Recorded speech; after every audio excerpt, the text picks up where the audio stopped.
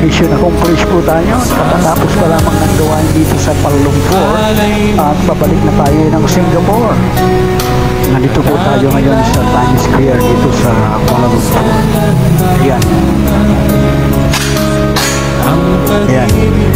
So, mga maya-maya konti darating na yung bus, mga 7:30.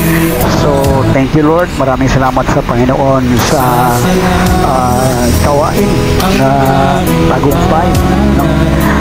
Tagumpay po at of course, nagpasalamat tayo sa gabay at patnubay ng ating Diyos.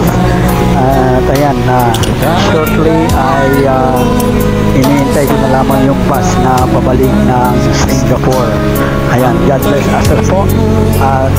See you in Singapore again sa mga kapatiran po natin dyan.